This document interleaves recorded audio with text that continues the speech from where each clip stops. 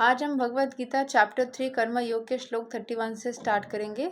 रोज की तरह हम संस्कृत में पढ़ेंगे। 31 to 40 श्लोक हम पढ़ेंगे। ठीक है, स्टार्ट करते हैं। 31 ये मे मताम इदाम नित्याम अनुतिष्ठान्ति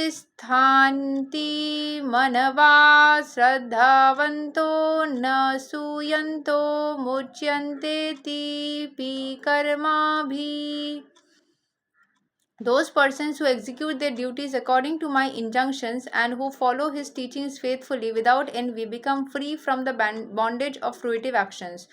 जो सारे लोग अपने कर्म को, अपने जो ड्यूटीज है उसको करते हैं एज पर माई इंजंक्शंस, जैसे मैंने बोला है वैसे भगवान बोल रहे हैं, and who follow his teachings faithfully, मेरे टीचिंग्स को सही से फॉलो करता है विदाउट एनवी, मुझसे जेलसी या फिर कोई एनवियस फीलिंग रखे बिना, becomes free from bondage of fruitive actions, fruitive actions के बॉन्डेज से वो फ्री हो जाता है।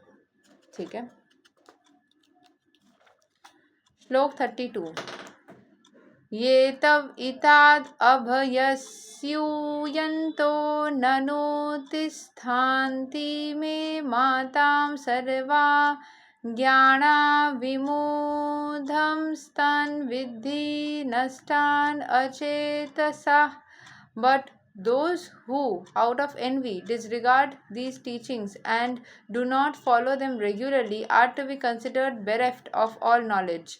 जो इसको फॉलो नहीं करते, अगर पढ़ते भी है तो एनवी या एनवियस फीलिंग रखते हैं, जेलसी रखते हैं मन में, टीचिंग्स को डिसरिगार्ड करते हैं, उसको फॉलो नहीं करते हैं, उन are to be considered bereft of all knowledge, उनको कुछ नॉलेज प्राप्ति होती ही नहीं है, वो बीफूल्ड, वो फूल हो जाते हैं, उनको फूल किया जाता है, and drowned from their endeavours for perfection, सारी चीज़ें उनकी लाइफ में खराब हो जाती है। श्लोक 33 सद्रसाम चेस्तते स्वास्या ज्ञानवानापि प्रकृतिं यन्ति भूतानि निग्रह किं करिष्यति.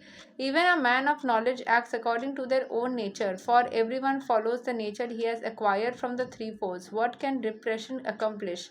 जो हर इंसान जो नॉलेजेबल है वो अपने नेचर के हिसाब से काम करते हैं. Even a man of knowledge acts according to his own nature, अपने नेचर के हिसाब से काम करता है. For every one follows the nature he has acquired from the three folds, तीनों फोल्स से जो नॉलेज एक्वायर किया है उसी को हम सारे लोग फॉलो करते हैं. व्हाट कैन रिप्रेशन अकम्प्लिश, मतलब इससे रिप्रेशन क्या ही अकम्प्लिश करेगा. ठीक है, मतलब अगर इस नॉलेज को रिप्रेस कर दिया जाए या इस नॉलेज को बंद कर दिया जाए तो क्या उसको कुछ प्राप्त हो सकता है. तो नॉलेजेबल इंसान भी नॉलेज जो गेन करता है तीनों मोड्स ऑफ मटेरियल नेचर के, जैसे गुडनेस, इग्नोरेंस या फिर पैशन, इन सब मोड में रहते हुए इंसान जो नॉलेज को गेन करता है वो नॉलेज को फाइनली वो अपने नेचर के हिसाब से ही काम करता है. ठीक है, for every one follows the nature he has acquired from the three folds. देखते हैं इसका एक्सप्लेनेशन थोड़ा सा. Unless one is situated on the transcendental platform of Krishna consciousness is can not get free from the influence of the modes of material. जब तक कि हम Krishna consciousness में नहीं रहे, हमारे अंदर अगर इग्नोरेंस है, हम जितना भी नॉलेज गेन करें उस इग्नोरेंस की इफेक्ट हमारे अंदर रहेगी. अगर हम पैशनेट है, अगर नॉलेज गेन करते फिर भी वो पैशन की एनर्जी रहेगी. तो कुछ भी नेगेटिव या पॉजिटिव जो भी एनर्जीज है उससे मुक्त होने के लिए कृष्ण कॉन्शियसनेस रखने की ज़रूरत है. नहीं तो हम कितना भी नॉलेजेबल हो जाए, हम अपने उस नेचर के हिसाब से ही काम करेंगे, हम थोड़ा सा अफेक्टेड हो जाएंगे उस चीज़ से. So it's necessary.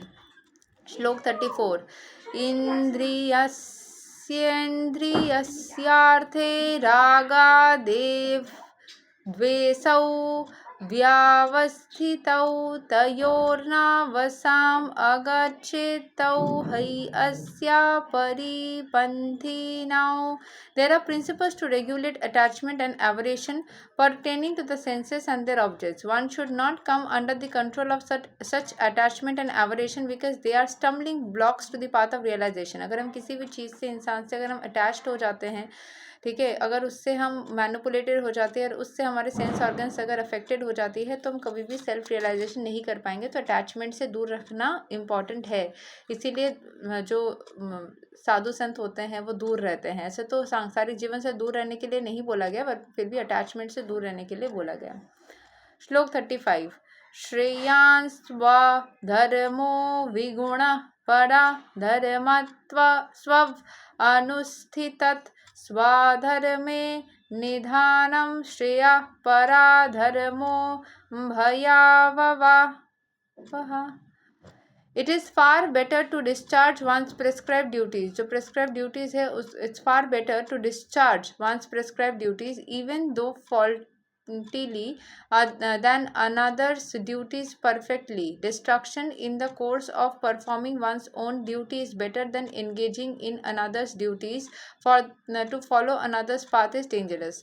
It is far better to discharge one's prescribed duty. अपना काम करना, जैसे बोलते हैं ना कि दूसरे के पहिए पे तेल मत लगाओ, अपने ऊपर फोकस करो, तो अपना प्रेस्क्राइब ड्यूटीज़ करना बहुत ज़्यादा सही होता है। इवन तो अगर गलती से भी करो, अगर गड़बड़ भी करो, फिर भी अपना काम करो, ठीक है। Than others duties perfect. दूसरा काम अगर तुमको लगता है कि अरे इसका काम कितना ईजी है, गाड़ी पोंछना कितना ईजी है, मुझे तो क्या करना पड़ रहा है सर्किट वर्किट से, उसका काम तुम्हारे लिए ईजी हो तब भी तुमको उसका काम छोड़ के अपना जो काम तुमको जो दिया गया है वही करना चाहिए। चाहे तुम गड़बड़ वाला करो फिर भी तुमको उससे करना चाहिए, क्योंकि तुमको वो आता है या आएगा, या वही तुम्हारा धर्म है, कर्म है, या वही तुमको करना चाहिए, ठीक है। तो जो चीज़ हमें दी गई है, जो हमारा प्रिस्क्राइब वर्क है, वो चाहे हमें आता हो नहीं आता हो वही करना है। दूसरे के रास्ते पे चलना हमारे लिए डेंजरस हो सकता है और दूसरे के पाथ में हमें नहीं चलनी है।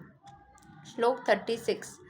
अर्जुन उवाच अथा केना प्रयुक्तो यं पापां चरति पुरुषा अनिच्छन् अपि वरस्नेया बलात् इवा नियोजिता।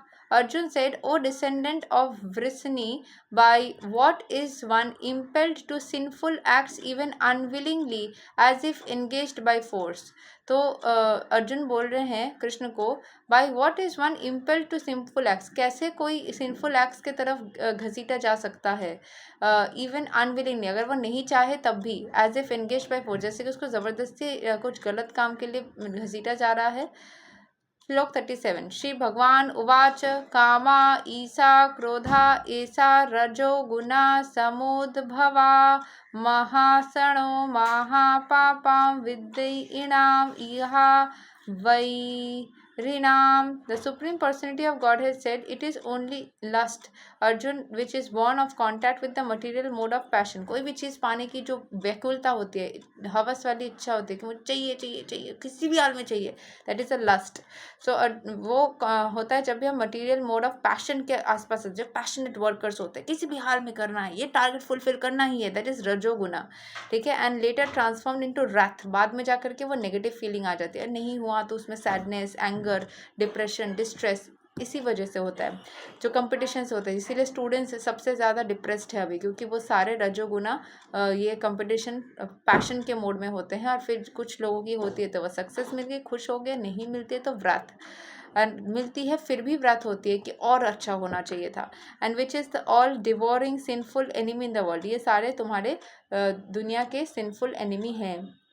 इसके लिए तुमको घसीटा नहीं जा रहा है, तुम खुद ही उसके अंदर घुस रहे हो, ठीक है। So it is lust only Arjun which is born of contact with the material mode of passion and later transform into wrath. तो ये जो है लस्ट वही चीज़ है जो ये प्रॉब्लम कर सकती है। श्लोक 38। धूमेनाव्रियते वह्निर्यथादर्शो मलेना च यथोल्बेनावृतो गर्भास्तथा तेनेदम् आवृताम्। As fire is covered by smoke, as a mirror is covered by dust, or as the embryo is covered by the womb, the living entity is similarly covered by different degrees of this lust. As fire is covered by smoke, as a mirror is covered by dust, or as the embryo is covered by womb, the living entity is similarly covered by different degrees of this lust. जैसे smoke, fire के आसपास smoke रहता है, mirror के आसपास धूल जम जाता है, एम्ब्रायो एक वोम के अंदर होता है, वैसे लिविंग एंटिटी के अंदर ही उतना ही लेवल ऑफ लस्ट रहता है, वो घेरा रहता है उस वाले एनर्जी से। श्लोक 39। आवृतां ज्ञानाम् ईतेना ज्ञानिनो नित्या वैरिणा कामारूपेण कौन्तेय दुष्पूरेणाम्। ननालिना च.